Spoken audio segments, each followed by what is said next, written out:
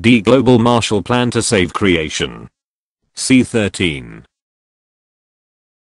Business as usual will not continue for much longer. Will the change come because we move quickly to restructure the economy and to reallocate defense spending to the major threats of today, state failure due to poverty and population? Or because we fail to act and civilization begins to unravel? Saving creation will take a massive mobilization at wartime speed, like belated US mobilization during World War II. Except Plan B mobilization requires decisive action on a global scale. We need to act now. New Zealand is showing the way in attacking carbon pollution, will boost the renewable share of its electricity from 70%, mostly hydro and geothermal, to 90% by 2025. Will cut per capita carbon emissions from transport in half by 2040. Will expand its forested area by some 250,000 hectares by 2020. Will dare to aspire to be carbon neutral. Saving creation has two major tasks. Task A, terminate market blindness to ecological environmental services, value, and destruction, pollution. Task B, create national security machine focused forward to 21st century threats, failing states. First task A, terminate market blindness. Western economic model, environmentally blind market will not last, or it will be the death of us all. Fossil fuel based, automobile centered throwaway economy. The cited economy will be powered by renewable sources of energy that will have a diversified transport system and that will reuse and recycle everything. Will allocate taxes and subsidies with eyes wide open and focused on the health of creation. The question is how to get from here to there before time runs out. Can we reach the political tipping points that will enable us to cut carbon emissions before we reach the ecological tipping points where the melting of the Himalayan glaciers becomes irreversible? Will we be able to halt the deforestation of the Amazon before it dries out, becomes vulnerable to fire, and turns into wasteland? Before it triggers a fracturing of society along generational lines, how will we respond to our children? How will our children respond to what we've done to them? Costs off the books drove Enron into bankruptcy. Our global economic accounting system that also leaves costs off the books has potentially far more serious consequences. The key to building a global, cited economy, creation of an honest market. One that tells the ecological truth. To create an honest market, restructure the tax system by reducing taxes on work and raising them on various environmentally destructive activities. To incorporate indirect costs into the market price, realign subsidies to support creation, not destruction, rape, and plunder. If we can get the market to tell the truth, we can avoid being blindsided by a faulty accounting system that leads to bankruptcy. Socialism collapsed because it did not allow the market to tell the economic truth. Capitalism may collapse because it does not allow the market to tell the ecological truth. A market that is permitted to ignore the indirect costs is irrational, wasteful, and, in the end, self-destructive. Nicholas Stern. The failure to incorporate the costs of climate change in the prices of fossil fuels is a market failure on the greatest scale the world has ever seen.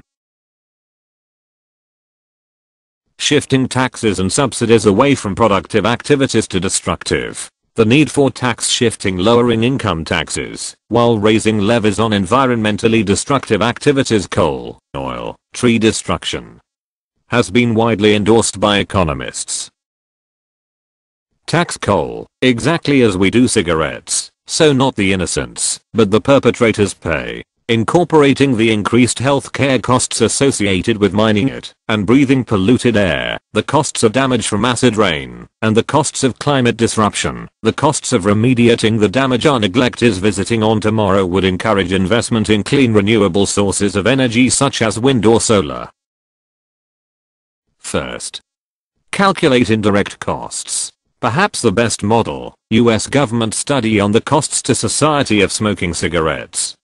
Undertaken by the Centers for Disease Control and Prevention, CDC.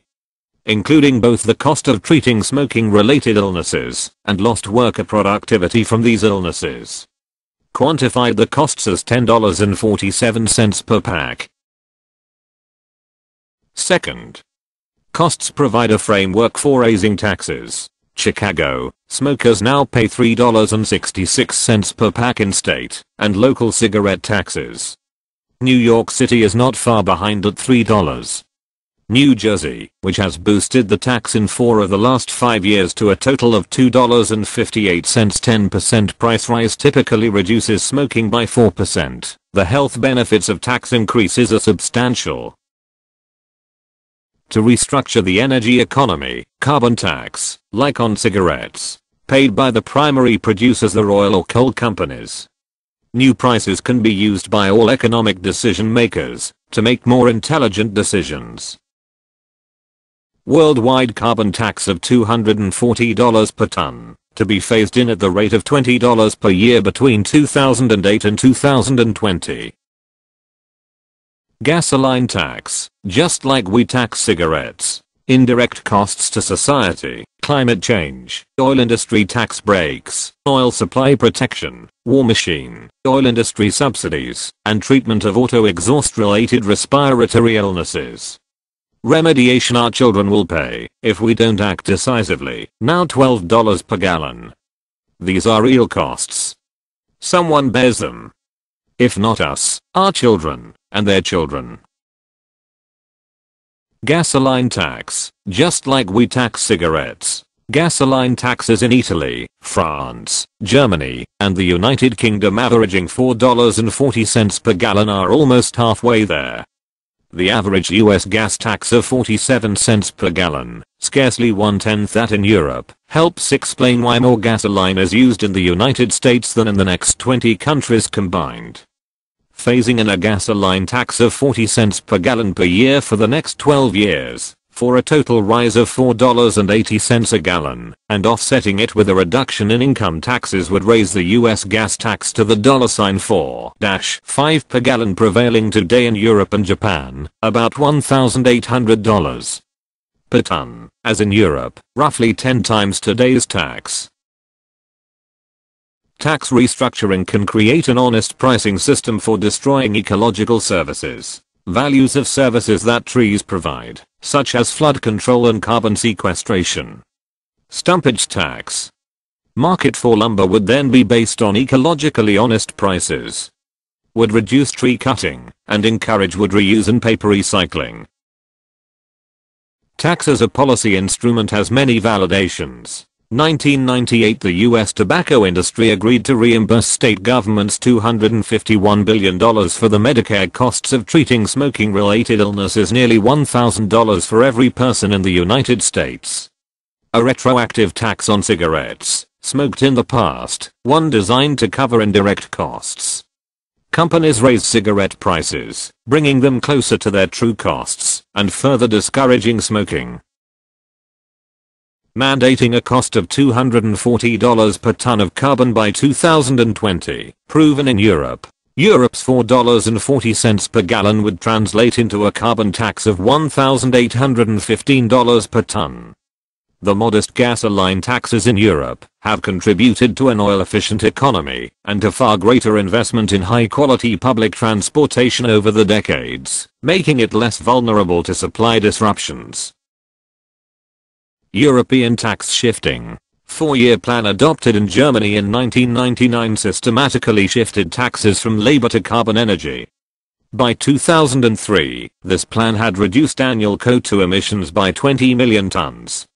Helped to create approximately 250,000 additional jobs.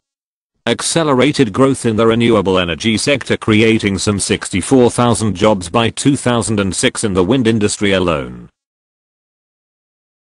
Sweden tax shifting. Shifted an estimated $2 billion of taxes from income to environmentally destructive activities.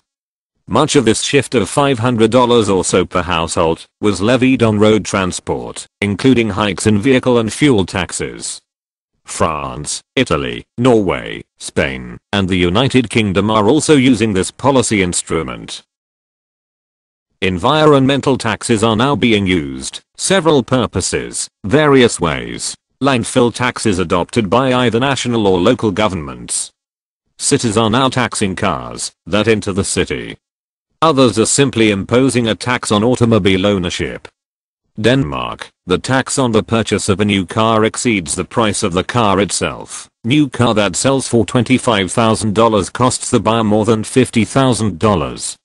Shanghai, the fees for car registrations, $4,600 per vehicle, twice the city's per capita income. 2,500 economists, 8 Nobel Prize winners, have endorsed the concept of tax shifts. Cutting income taxes, while increasing gasoline taxes, would lead to more rapid economic growth, less traffic congestion, safer roads, and reduced risk of global warming. All without jeopardizing long-term fiscal solvency. This may be the closest thing to a free lunch that economics has to offer. Cap-and-trade systems, too little, too late alternative to environmental tax restructuring. With permits, governments set the amount of a given activity that is allowed, market sets the price. With environmental taxes, in contrast, the price of the environmentally destructive activity is incorporated in the tax rate. Market determines the amount of the activity. Both economic instruments can be used to discourage environmentally irresponsible behavior. Cap-and-trade system has been effective at the national level, restricting the catch in an Australian fishery. Reducing sulfur emissions in the United States.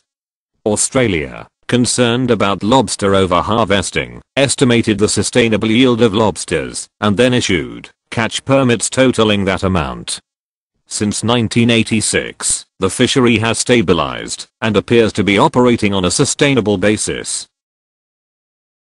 Annually, global taxpayers provide an estimated $700 billion of subsidies for environmentally destructive activities. Fossil fuel burning, overpumping aquifers, clear-cutting forests, and overfishing.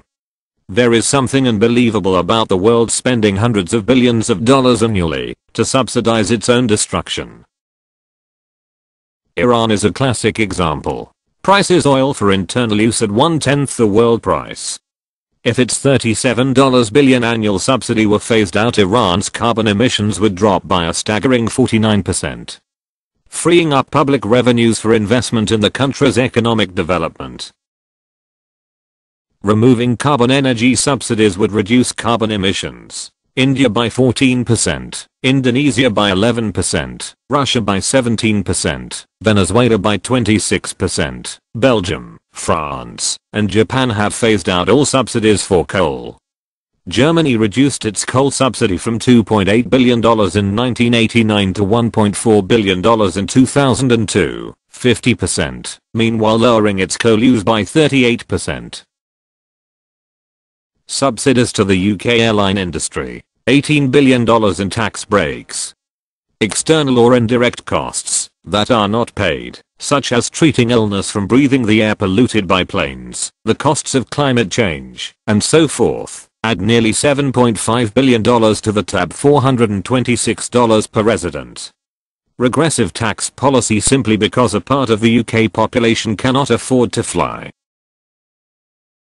United States has increased its support for the fossil fuel and nuclear industries. Annual US federal energy subsidies have a total value to the industry of $74 billion. Oil and gas industry gets $39 billion, coal $8 billion, and nuclear $9 billion. At a time when there is a need to conserve oil resources, US taxpayers are subsidizing their depletion. Rational, responsible subsidy shifting to creation, not destruction. Shifting these subsidies to the development of climate clean energy sources such as wind, solar, biomass, and geothermal power will help stabilize the Earth's climate. Shifting subsidies from road construction to rail construction could increase mobility in many situations. Shifting the $22 billion in annual fishing industry subsidies, which encourage destructive overfishing, to the creation of marine parks to regenerate fisheries would be a giant step in restoring oceanic fisheries. Summing up climate stabilization technology measures. Need to cut net carbon dioxide emissions 80% by 2020. 1. Electricity and heat, replacing fossil fuels with renewable sources, 3.1 billion tons by 2020. Phasing out the use of coal, reducing the 3 million deaths from air pollution each year. 2. 3. Transport sector. Greatly reduced use of oil will eliminate close to 1.2 billion tons of carbon emissions. Plug-in hybrid cars that will run on carbon-free sources of electricity such as wind. Remainder comes largely from shifting long-haul freight from trucks to trains, electrifying freight and passenger trains, using green electricity to power them. 4. Bring deforestation to a halt and reforest by 2020. Net deforestation of the earth is responsible for an estimated 1.5 billion tons of carbon emissions per year. A number of countries already have total or partial bans. Increase the number of trees on the earth in order to sequester carbon. Forestation of wastelands will fix more than 0.95 billion tons of carbon each year. Similarly ambitious planting of trees to control flooding, reduce rainfall runoff to recharge aquifers, and protect soils from erosion. 5. Sequester carbon through land management. Fix an estimated 0.6 billion tons of carbon per year. Minimum or no-till cropland. Planting more cover crops during the off-season. Using more perennials instead of annuals in cropping patterns, for instance, using less corn and more switchgrass to produce fuel ethanol. 6. Huge potential for cutting carbon emissions through conservation. Summer 2006 Japanese men encouraged to not wear jackets and ties. I just lost 3,500 pounds. Ask me how. When asked, he said he had sold his car. Replacing a 3,500 pound car with a 22 pound bicycle obviously reduces energy used dramatically, but it also reduces materials used by 99%, indirectly saving still more energy. 7. Dietary changes can also make a difference. Energy differences between a diet rich in red meat and a plant-based diet is roughly the same as the energy use difference between driving a Chevrolet Suburban sports utility vehicle and a Toyota Prius gas-electric hybrid. Those of us with diets rich in livestock products can do both ourselves and civilization a favor by moving down the food chain. We can do this and keep CO2 below 400 parts per million, limiting the future rise in temperature. We can drop carbon dioxide emissions in 2020 more than 80% below today's levels, replacing fossil fuels in electricity generation. Switching to plug-in hybrid cars. Going to all electric railways. Banning deforestation. Sequestering carbon by planting trees and improving soil management. Conservation. Dietary changes. Plan B. Energy economy much more labor intensive. Jobs. Germany, a leader in the energy transition. Renewable energy industries already employ more workers than the long-standing fossil fuel and nuclear industries do. In a world where expanding employment is a universal goal, this is welcome news indeed. Restructuring economy eliminates much of the air pollution. None of us has ever known an energy economy that was not highly polluting. Working in coal mines will be history. Black lung disease will eventually disappear. So too will code red alerts warning of health threats from extreme air pollution. The new energy sources are inexhaustible, while wind turbines, solar cells, and solar thermal panels will all need repair and occasional replacement. The initial investment can last forever. This well will not go dry. Task 2. Focusing 21st century national security on the 21st century challenges. A response to failing states. Failing civilization will result from too many failing states. The threat to security comes from the loss of power and the descent of nation states into anarchy and chaos. Failing states become terrorist training grounds, as in Iraq and Afghanistan, drug producers, Afghanistan, and Myanmar, and weapons traders, Somalia, and Nigeria. Failing states need special attention. United Kingdom and Norway have each set up interagency funds. US efforts to deal with weak and failing states are fragmented. No one is in charge. What is needed now is a new cabinet-level agency, a Department of Global Security. What is needed now is a new cabinet-level agency, a Department of Global Security. Fashion a coherent policy toward each weak and failing state. Threats to security are now coming less from military power and more from the trends that undermine states: rapid population growth, poverty, deteriorating environmental support systems, and spreading water shortages. Department of Global Security, DGS. Funded by shifting fiscal resources from the Department of Defense. In effect, the DGS budget would be the new defense budget. Focus on the central sources of state failure. Helping to stabilize population, restore environmental support systems, eradicate poverty, provide universal primary school education, and strengthen the rule of law through bolstering police forces and court systems. B Youth Service Corps. 1 year of compulsory public service for its young people. Teach in inner city schools. Environmental cleanup programs. Plant trees. Restore and maintain the infrastructure in national parks.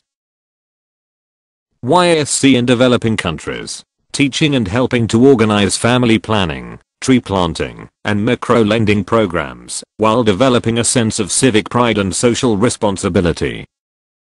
Fast-growing reservoir of retired people. See Senior Service Corps. Highly skilled in such fields as management, accounting, law, education, and medicine.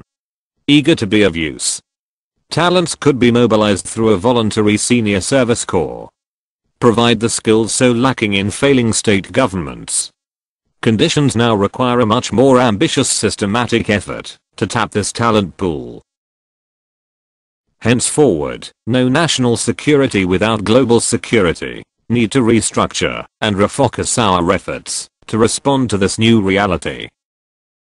America has previously been up to global tasks. The Great Mobilization, a wartime mobilization. Similarities and contrasts with the mobilization for World War II. WWII. There was a temporary economic restructuring. Saving civilization, an enduring economic restructuring. US led Allied forces to victory within 3.5 years. US did the impossible every time it committed. FDR said, "Let no man say it cannot be done." The sale of new cars would soon be banned. From early 1942 through the end of 1944, nearly 3 years, there were essentially no cars produced in the United States. Residential and highway construction was halted, and driving for pleasure was banned. Strategic goods including tires, gasoline, fuel oil, and sugar were rationed beginning in 1942. Cutting back on private consumption of these goods freed up material resources that were vital to the war effort.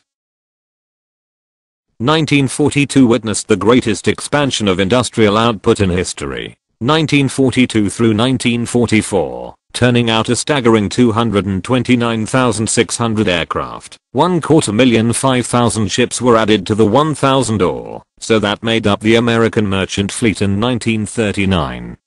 An 400% increase. The United States is like a giant boiler. Once the fire is lighted under it, there is no limit to the power it can generate. A spark plug factory was among the first to switch to the production of machine guns. A manufacturer of stoves was producing lifeboats. A merry-go-round factory was making gun mounts. A toy company was turning out compasses. A corset manufacturer was producing grenade belts. And a pinball machine plant began to make armor-piercing shells. A country, and, indeed, the world can restructure the economy quickly if convinced of the need to do so. Mobilizing to save civilization means restructuring the economy, restoring Earth its natural support systems, eradicating poverty, stabilizing population and eliminating carbon, climate, and, above all, restoring hope. We have the technologies, economic instruments, and financial resources to do this. The tragic irony of this moment is that the rich countries are so rich and the poor so poor that a few added 0.1% of GNP from the rich ones ramped up over the coming decades could do what was never before possible in human history, ensure that the basic needs of health and education are met for all impoverished children in this world. How many more tragedies will we suffer in this country before we wake up to our capacity to help make the world a safer and more prosperous place, not only through military might, but through the gift of life itself? The price tag. Universal primary education in developing countries, $10 billion per year. Adult literacy program based largely on volunteers will take an estimated additional $4 billion per year. Most basic healthcare in developing countries is estimated at $33 billion per year. Reproductive health care and family planning services $17 billion a year. Price tag. Closing the condom gap, $3.3 billion to $0.55 billion for condoms and $2.75 billion for AIDS prevention education and condom distribution. Cost of extending school lunch programs to the 44 poorest countries is $6 billion. Cost of reaching basic social goals comes to $77 billion a year. Poverty eradication effort that is not accompanied by an earth restoration effort is doomed. Protecting topsoil, reforesting the earth, restoring oceanic fisheries, and other needed measures will cost an estimated $113 billion in additional expenditures per year, protecting biological diversity at $31 billion, and conserving soil on cropland at $24 billion. Account for almost half of the Earth restoration annual outlay, $190 billion, roughly 1/3 of the current US military budget, the new defense budget, the one that addresses the most serious threats to our security. US military expenditure, $560 billion. North Atlantic Treaty Organization members spend a combined $328 billion a year on the military. Russia spends about $35 billion, and China, $50 billion. US military spending is now roughly equal to that of all other countries combined. Iraq War may prove to be one of history's most costly mistakes, because it has diverted the world's attention from climate change and the other threats to civilization itself. It is decision time. We can decide to stay with business as usual and watch our modern economy decline and eventually collapse. Consciously move on to a new path, one that will sustain economic progress. No action is a de facto decision to stay on the decline and collapse path. Decision time. No one can argue today that we do not have the resources to eradicate poverty, stabilize population, and protect the Earth's natural resource base. We can get rid of hunger, illiteracy, disease, and poverty, and we can restore the Earth's soils, forests, and fisheries. Shifting 1/6 of the world military budget to the Plan B budget would be more than adequate to move the world onto a path that would sustain progress. We can build a global community where the basic needs of all the Earth's people are satisfied, a world that will allow us to think of ourselves as civilized. This economic restructuring depends on tax restructuring, getting the market to be ecologically honest. Restructuring the tax system, not additional appropriations, is the key to restructuring the energy economy. Resources needed to disrupt a modern economy are small. The challenge is not to provide a high-tech military response to terrorism, but to build a global society that is environmentally sustainable and equitable, one that restores hope for everyone. Such an effort would do more to combat terrorism than any increase in military expenditures or than any new weapons systems, however advanced. Forces of progress can reinforce each other. The steps to reverse destructive trends or to initiate constructive new trends are often mutually reinforcing, win-win solutions. Efficiency gains that lower oil dependence also reduce carbon emissions and air pollution. Steps to eradicate poverty help stabilize population. Reforestation fixes carbon, increases aquifer recharge, and reduces soil erosion. Once we get enough trends headed in the right direction, they will reinforce each other.